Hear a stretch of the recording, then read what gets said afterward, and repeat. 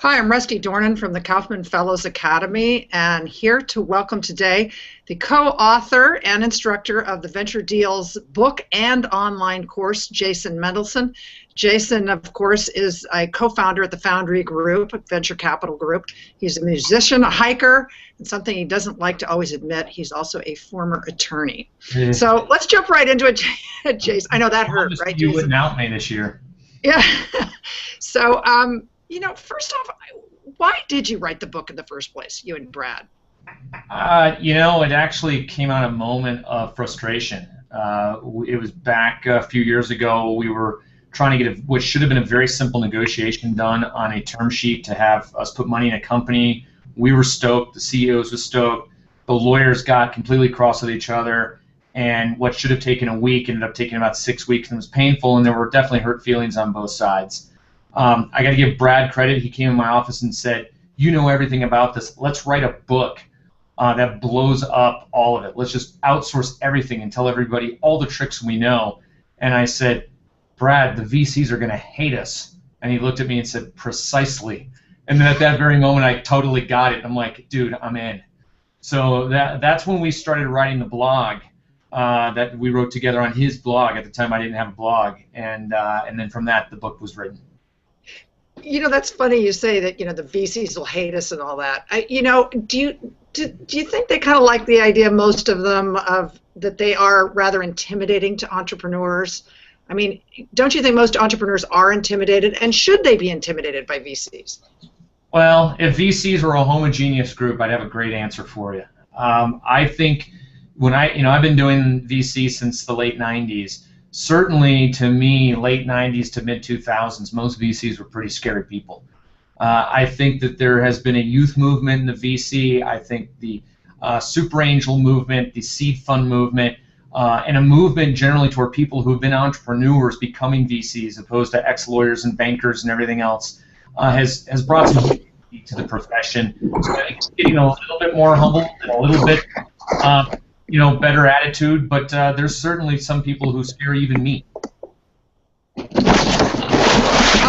you think that people often dismiss venture as just not doable? I think there are people who dismiss venture as not doable. The question is that a good outcome? First of all, I don't think everybody should raise venture money. If you don't have to raise it, don't. Keep in the entire control of your company. Keep all the equity of your company. Be greedy.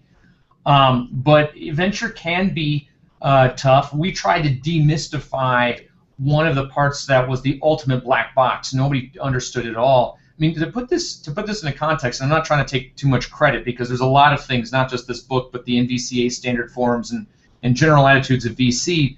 But 10 years ago, it was unheard of for an entrepreneur to talk to a VC directly about a term sheet. It was always through intermediaries, which were the lawyers. And that's where things usually got screwed up. These days, very rarely are the lawyers getting involved as intimately as they used to, which can be a bad thing if you don't know what you're doing. But if you do know what you're doing, it can really cement the relationship you're going to have with your future VC. And I noticed we do have some viewers, and we do have a question app up, so if people do have questions to ask of Jason Mendelson. Rusty, I'm hearing a lot of feedback and noise. I don't know if there's papers rustling or wind, but I'm getting a lot of noise back here. You know what? That time was me, and I apologize. All right. That was my fault. That's okay. Anyway, the question app is up, so folks can ask questions of Jason Mendelson at any time. So, really, you guys talk a lot about researching. Yeah. What is the best way to research a VC and find the one that's really right for your startup? So there's a couple different, there's a framework I can give you. There's a couple different avenues. The first avenue, if you're starting off completely cold, is ask other entrepreneurs that you trust what their experiences have been, VCs. Like, figure out what your first degree network is. So that's one. Second is Crunchbase can be your best friend. Find companies that you either respect, you like, got funded around the same time that you did, and I don't mean like I mean as far as life stage of your company, not on the calendar. You don't want to pick competitive things, but find out who invests in your space, and then the other thing you can look at. It's a little out of date and it's not always accurate, but the funded does have some information. It's mostly hearsay, but there are There are, Google does have, you can search for the funded in the name of the VC and get some feedback, at least from some people. I think the best thing you can do also, perhaps better than any of those, if you have a great attorney who does a lot of venture financings, they may have deep, deep connections into these VCs and be able to get you a look. Talking about lawyers, founders can often initially struggle with the idea of hiring a lawyer. How important is that early on to find somebody who's right for your startup? Well, it depends. If you don't screw up, then it's not important to have a lawyer early on. If you do everything well, then you get away with it. If you screw something up, there are certain things you can screw up that you can never fix. If you, for instance, screwed up your intellectual property and there's other people or entities that have rights to that because you didn't form your company the right way or didn't take the right things into consideration, those are things that can never be fixed. So it depends on your sophistication level. Another book I recommend is The Entrepreneur's Guide to Business Law by Constance Bagley and Craig Douchy. To me, that is the best book ever written for entrepreneurs about basic legal issues. And depending on how you react to that book, you may find yourself more or less sophisticated. The less sophisticated you are, the more important it is to have a great attorney with you. Okay, and we have a question from Diane Cairns, who actually was a venture deal student from the last go-around. There is a developing relationship with a VC, and then there's formally approaching a VC. When does the startup know when to turn the one relationship into the other, or is it up to the VC to make the first move? I would never wait on the VC to make the first move. Consider VCs, as much as I hate this analogy, we're the belle of the ball and we have a lot of suitors. We are getting inundated with people who want either our time or money or expertise. I think anytime you feel like you have a good, some sort of relationship and something to show the VC that's going to interest them, and not a carpet bombing email, but specifically, hey Jason, saw you did a deal in X, or I know you're a musician, or you went to the same school as me, or whatever, or I have something that can fix one of your problems. As soon as you have something compelling to introduce to me, don't hold back.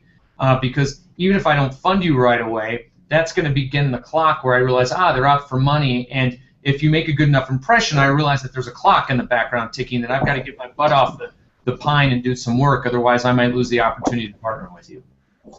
And you talk about the things that pique your interest, in an email, of trying to find common ground, establish something besides, I need money kind of thing. What are the other things, though, that might turn you off in an initial email? So I can tell if it's a form email. If it's a form email, I don't read it. It also turns me off when an entrepreneur does something really stupid, like ask me for an NDA, non-disclosure agreement. As part of the book, we explain why that's inappropriate for VCs to sign, but basic mistakes like that means that you've done no homework, and if you've done no homework on your fundraise, I have no trust that you've done homework on the rest of your business.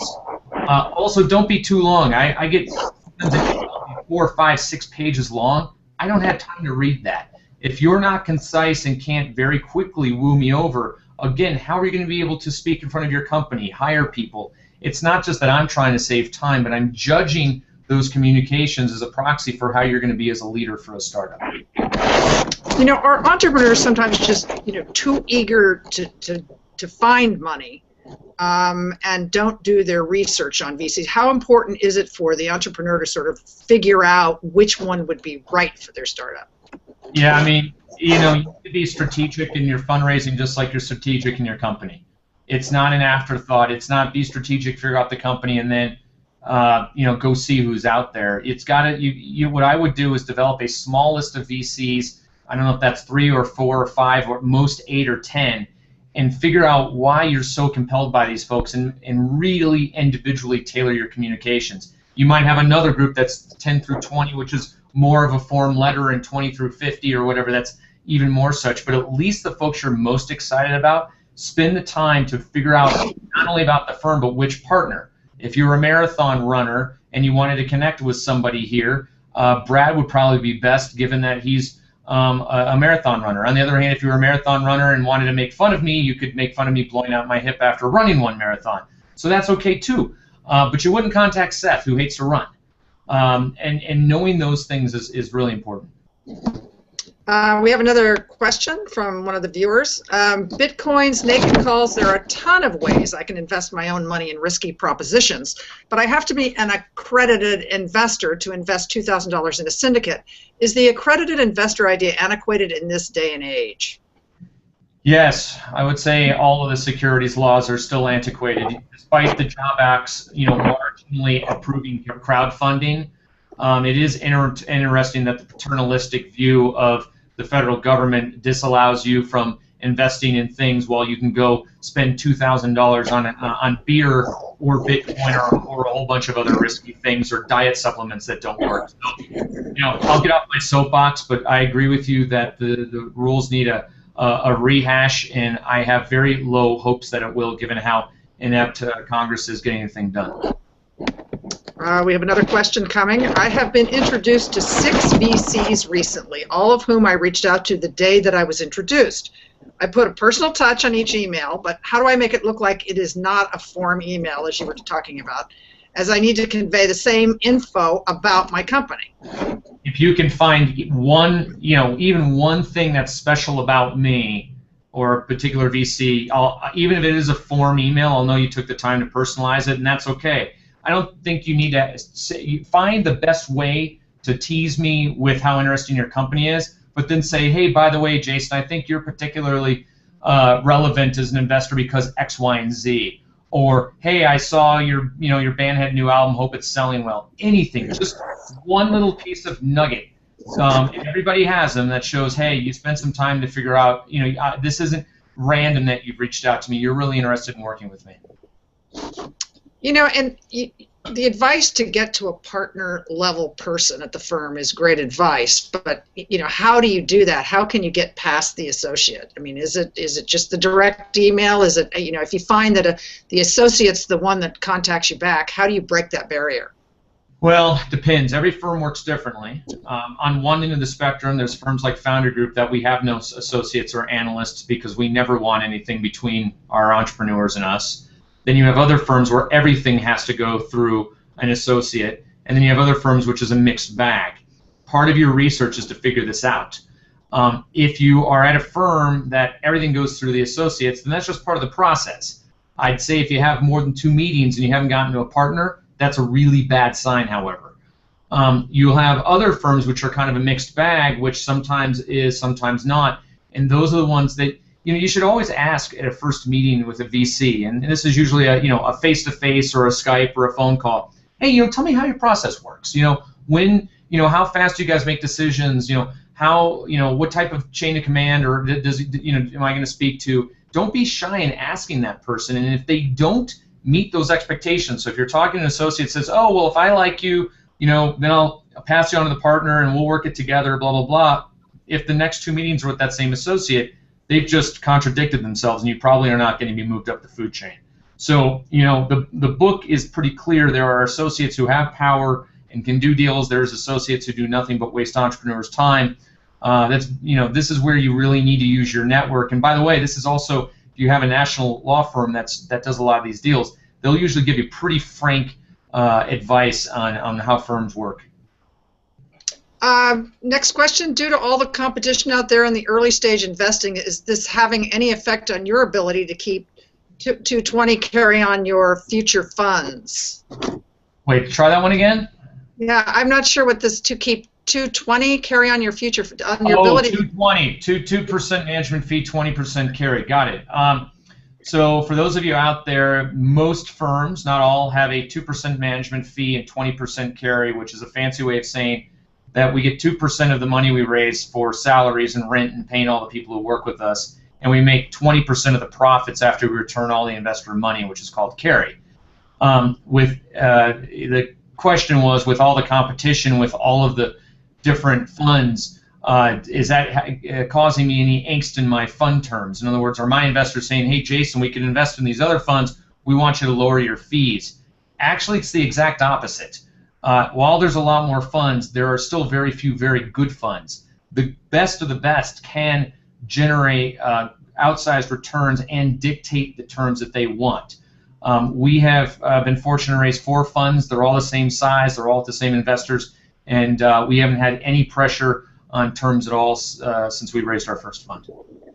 Okay. What is a VC's view of a startup that does or does not make use of an accelerator? Are VCs partial to startups that come out of their sponsored accelerators? When does a startup know they need to make use of an accelerator? So if it's a reputable accelerator and they have a great reputation for turning out great companies, it's very, very rare for VCs not to be excited about that. There are many cases in the Techstars program that I'm involved in where companies will raise money from venture capitalists and then go to the accelerator, even after raising the money. The free help that they get, the networking, all of the advantages of an accelerator, the VCs are basically having their equity value increased by the free help from the accelerator. So in general, VCs are very pro-reputable accelerators. There are a few weird counterexamples. There are a few firms I know of that hate accelerators, and I don't really understand why, what the beef is, because the good ones do a really nice job.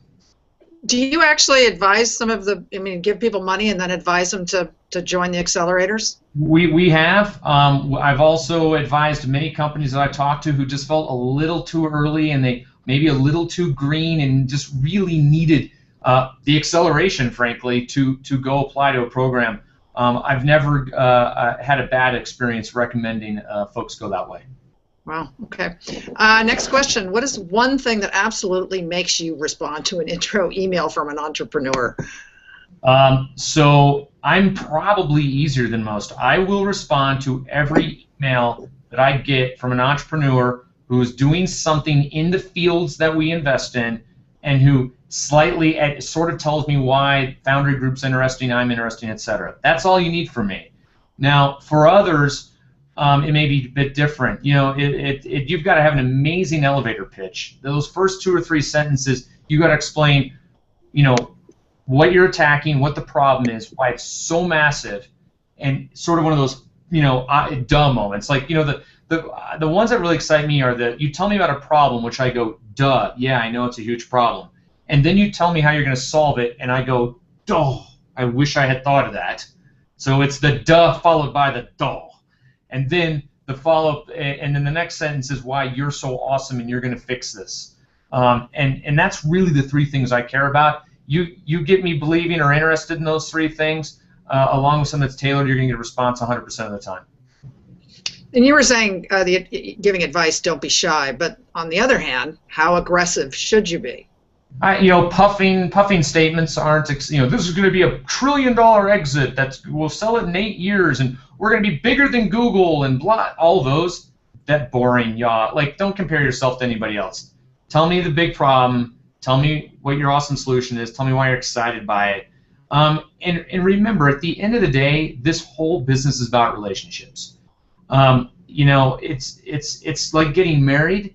The average U.S. marriage lasts just under 8 years. The average relationship between a VC and a company is between 9 and 10. So the way I look at this is I'm making a very, very long, decade-long commitment toward you. If I don't like you or our personalities just don't click, guess what? You're not going to get funded. I don't care if you've cured cancer, because I don't want to put up with you for the next decade. And I got plenty of other people that I can invest in and I would like to spend time with. So there's going to be certain VCs who are more promotional and self-promotional, who may like big puffing statements. Despite what I'm doing right now, definitely a lot more on the mellow side. You talk about how to pique your interest and everything, but it's all about relationships. How do you develop the relationship though with your VC? How should an entrepreneur do that? I don't think it's any different than any other relationship you have in your life. From my side, I want to fall in love. That's my analogy. It's just like dating. I want to go out. I want to have a great first date. And by the way, that could be a virtual, it could be over the phone or Skype or in person. I want to feel compelled. I want to feel inspired. I want to feel like I can learn something from you. It's the same human emotions anytime you meet somebody new that you're excited to meet. It doesn't have to be a sexual relationship thing. When I use the word love, I'm including business love. But I want to be like, wow, this person's great. I want to see him again or talk to him again or get to know them more. If you're not feeling that energy, you can't fake it, and it probably means that it's not going to happen. How quickly do you guys usually make a decision to invest, and how long before an entrepreneur should start getting nervous about whether a VC is going to do anything? Well, everybody's different, and again, firms that have associates in different lines of responsibilities are going to take longer. There's extreme cases that are done within a week, even faster. There are extreme cases which take years. One of the companies that I invested in, I had 3 years of runtime with the entrepreneur, talking about his idea. And what was interesting is I liked him. He passed the friend test. I didn't love what he was doing, but he was smart. He learned. We had a good time having beer and talking music. And then over time, his company pivoted into something that was really exciting to me, and I ended up funding it, but 3 years later. In general, we usually make decisions within a week or two, certainly if it's a no. And if it's a yes, maybe 2 to 3 to 4 weeks to getting to yes. That's fairly standard. What I like to tell entrepreneurs, if you're trying to raise money, you should really consider it a 6-month project. Because by the time you go through all these machinations and talk to different people, you could beat it. You could do better. You could do worse. But sort of internally budget 6 months to get the job done. Let's say the startup founders don't really have access to an accelerator, close by, or the time, that sort of thing. What about mentors? So mentors are your most important people. And these are not advisors. Advisors are people who are important mentors who get paid. Mentors are the people who just want to help you because they just want to help you. And those people are worth their weight in gold. Every successful startup I know had mentors around the table that for no good reason, but that they liked you and they liked what you were doing and had some experience to share, they did it. And collecting a good set of mentors is absolutely crucial to being successful. Yeah, and how do you find mentors? Same way you find friends. It's networking. Some places have different startup events, and mentors like to hang out at these startup events. But it's really about attracting somebody who wants to help you. It's got to be them pulling you into their circle, not you pulling them in, because those relationships don't last as long. But that's all about networking. Some entrepreneurs might believe that maybe angels are an easier source of funding. What are the pros and cons really against going to angels as opposed to coming to VCs? So angels are individuals who are investing their own money. Obviously, they have a lot less restrictions on what they can do. I have restrictions on what I can invest in, and I have bandwidth on how many boards I can be in, and I have to invest a certain amount of money because I need to own enough of the company to make it worth my time. Angels have none of that. They can invest $5, $1 million. They can spend a lot of time, a little time. So in some ways, they are easier. Those are definitely pros. On the cons, they may not be professional mentors. Is effectively what I am when I sit on the board. As a profession, my job is to help entrepreneurs build companies. You may find angels who have that expertise. You may not, and so that can be a pro or a con. But and they may or may not have as large of a network as a VC, for instance, because of what they're doing. But clearly, without VCs, we don't have without angels, we don't have a startup ecosystem. I have a high degree of respect for angels that we've worked with. So in general, they are good. There are unscrupulous angels. Keep in mind that reputational constraints are very important. If I do something really bad to an entrepreneur, you can guarantee it's going to be on Twitter, on Facebook, on Google, and everywhere. If an angel does something bad because of how the networks work, their bad behavior may go uncovered or unchecked. So make sure that if you are taking money from an angel, that there are some inherent reputational constraints that they're going to behave in the right way. Okay, we're going to go back to a question. We have a question from Andrew Kelly about advisors. We have very strong advisors. How much do advisors weigh in your decision making? Does it matter that teams have strong advisors? Is there a circumstance that advisors are detrimental? Well, depends. First of all, I'm not sure the definition of strong advisor is. I will assume that you like and respect these people. I would tell you that there's many advisors who advise on things they shouldn't be advising on. Just because you have a great lawyer who's been around the block, sometimes lawyers tend to like to step out and give business advice, and sometimes it works, sometimes it doesn't. At the end of the day, this is your company. Your job is to learn how to take feedback from advisors and do what's best for your company. And that's hard, and it's a skill, and you're going to get it right sometimes and wrong some other times. But I'd rather have strong advisors than weak advisors, even if they can be aggressive and annoying and push their agenda too hard. But at the end of the day, if it doesn't feel right in your gut, you got to really, really question that. Okay, we have another question from Bryant Hart. What does your day look like? How much time do you spend with portfolio companies looking for new companies, fundraising, blogging, and writing? How do you decide where to focus? I never have a day that looks like the other, which is probably why I've been able to do this so long and not get bored. On any given day, I mean, I can have a day that's all about working with companies. The rest of my week is all working with companies. We spend very little time fundraising. We've been fortunate with that, so that's I don't spend any time doing.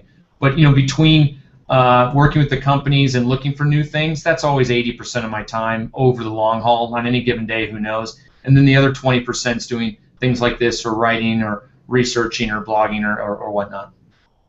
We've been talking about researching VCs and all that, but how important is it for entrepreneurs to actually talk to other entrepreneurs, maybe that you've already funded, that sort of thing? Yeah, that's the most important thing. I have no problem. I'm an open book. If one of you is considering Foundry Group and wants to talk to one of our entrepreneurs, you can just go on the website, find the company, and call our CEO. I think it's incredibly important to get off reference sheet references. In other words, if we start going down the path, you may say, hey, introduce me to one or two of your CEOs. You should definitely talk to them, but you should also talk to some I didn't put on the list. But I think it's very, very important that research is done on the VCs as well. Another question, mentors, advisors, board members. How does a startup know whom should fit into which role? So your board of directors is your inner circle. And I would highly advise that boards should be small, 3 people to start with. And those board people in the beginning, what I would do is try to get people who have been CEOs or business leaders who can really help you with these big picture things, team building, strategy, big picture questions. I wouldn't get board members that are real focused on any particular area early on the company. Once you get later, maybe you find a board member who's focused on one strategic initiative, but early on, get broad experience-based board members. Your advisors are going to be a lot more siloed. There will be a lot more vertical. Maybe you want an accounting advisor, or a sales advisor, or a legal advisor. And then mentors, they're all shapes and sizes, right? Mentors are people, since you're not paying them and they're not paying you, you kind of take what you can get, and if you find somebody whose judgment you trust, you hold them close to you, and you thank them a lot and buy them pizza and beer, and take all the experience from them that you can. Foundry Group loves 2-page executive summaries and a demo. Is there any resource to find great examples of executive summaries? There are many examples for large corporate business plans, but very few examples of executive summaries. Can I reach out to Foundry Group portfolio companies? I mean, you could. Whether you'll get a response, I don't know, because that's their confidential information. It's whether it's 2 pages, 3 pages, 5 pages, whatever. Don't get too hung up on the pages. Just make sure you've got the basic things included. What's the problem? Why are you fixing it? Why the market's so big? Why are you the special team? What's the competition look like? And any other special sort of things you want to tell me. There's really no format.